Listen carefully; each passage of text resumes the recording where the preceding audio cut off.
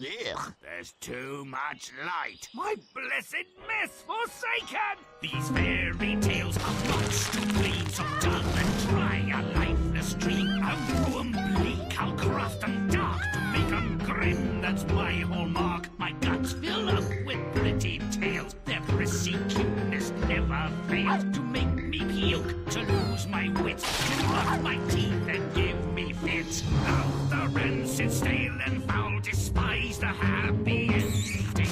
Gross and nasty make me howl, though they may be offending. I'm here to build true tales of light, of fear and woe, bring back the night. I ain't dumb luck, a door up tuck, my humble goal is to run amok.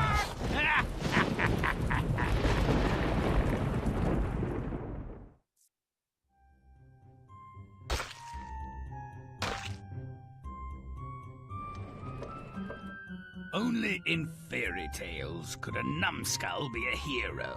Bearing an unprepossessing name is nearly a requirement. It's guaranteed that something good will happen to him, no matter how unlikely or undeserved. The golden goose is appalling proof.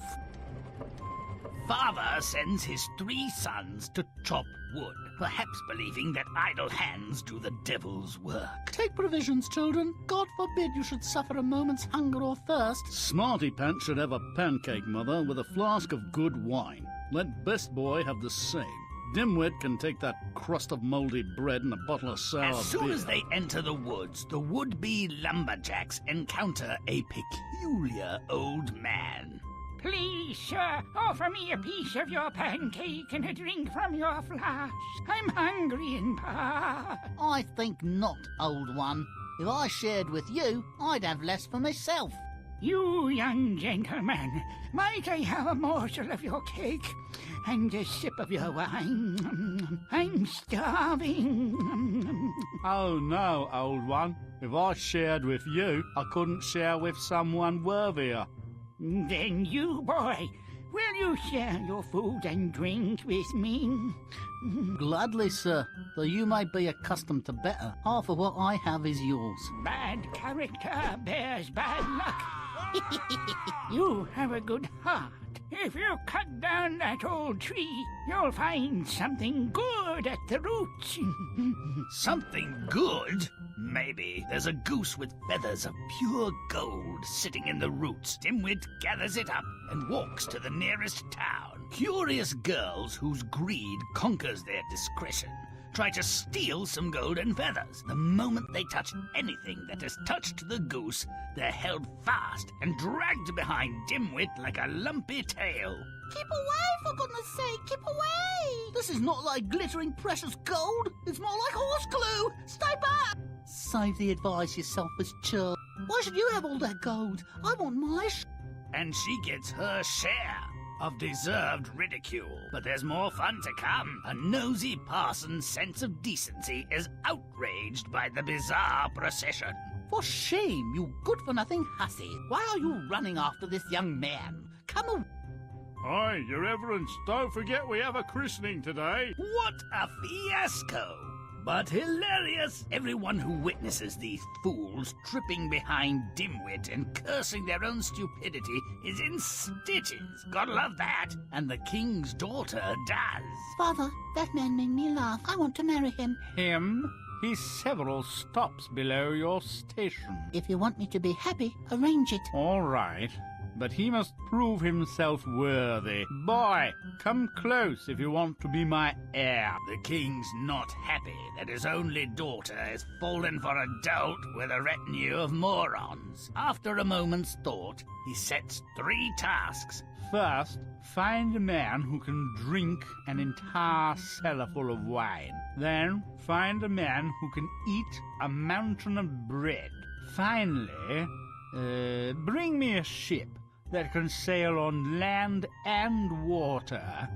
Shouldn't be too difficult. Happy to try, Your Majesty. I'm off to find a thirsty man. He doesn't know where to find a world-class boozer, so he returns to the forest where he found the goose. There, he meets a man who says his thirst can't be quenched. Imagine that. And takes him back to the castle. Water makes me sick, you see. Dirty stuff. Fish frolic in it. Only wine, lots of it, can slake my thirst. Luckily, I learned to dog paddle. Happy I could help you out. Not as happy as I am. Confident that wine will be imbibed, Dimwit sets off to find the consumer of a mountain of bread. Naturally, he returns to the spot of his previous success. And once again, like a royal mountie on a roll, he gets his man. Mount Bread's a fine place for hungry fellas. Indeed. The hills and the valleys of bread I've consumed might as well be a cocktail, Winnie. If I'm not to die of hunger, I must eat more. Mind the dogs. Who knows what they've eaten might cause indigestion. I've a very strong stomach. All gluttons must now. Finally, the ship that sails on sea and land must be secured, and Dimwit returns to the well. And the little old man with whom he shared his food provides the unique ship. Here comes a wedding. You passed all the tests. Welcome to the family, I guess. My pleasure, Your Majesty, though not as much fun as I'll have tonight. War. We'll see about that. Hard to be funnier than a sticky goose. The inevitable wedding causes inevitable illness. After the king's death, which couldn't come too soon in my view, Dimwit inherited the kingdom and lived contentedly with his wife. Oh boy. Made for each other, I'd say. Over the top, isn't it? Dimwit's generosity might be commended, but not so handsomely rewarded. The king's tests are seriously odd and dopey. Does the princess really want him for a laugh? Where's the goose, by the way? And shouldn't he change his name? Think of his children. Oh no, I wouldn't stomach it. I'd play on. Won't you?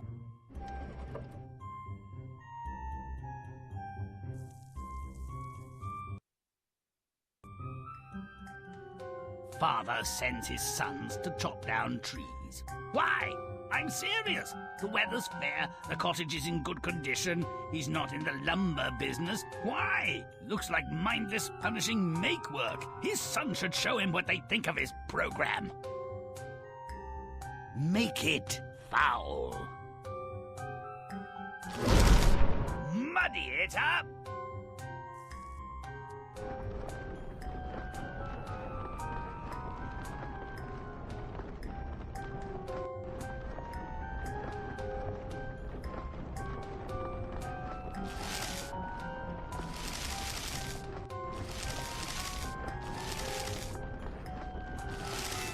Now who's silly?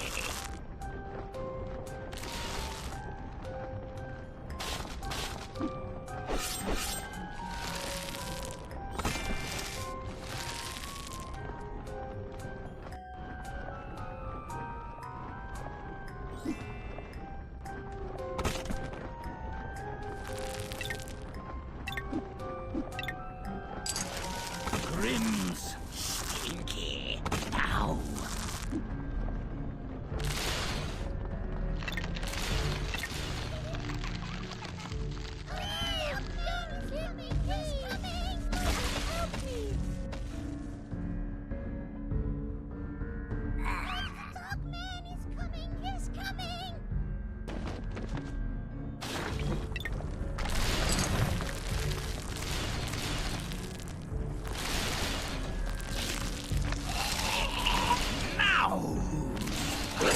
Secret foe.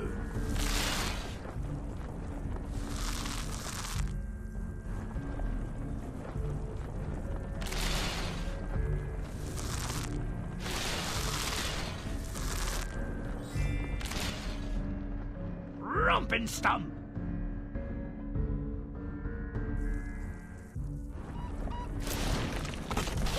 You delay one stomp away.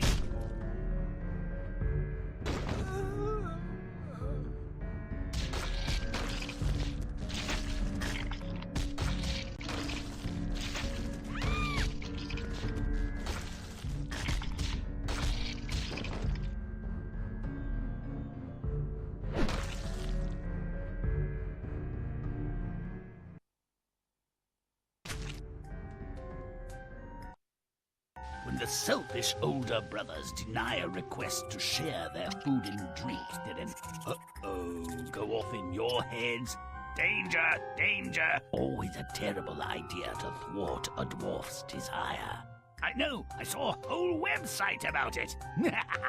Dimwit, despite his name, does not make this error. He wisely shares his meal and drink and receives mysterious instructions in return.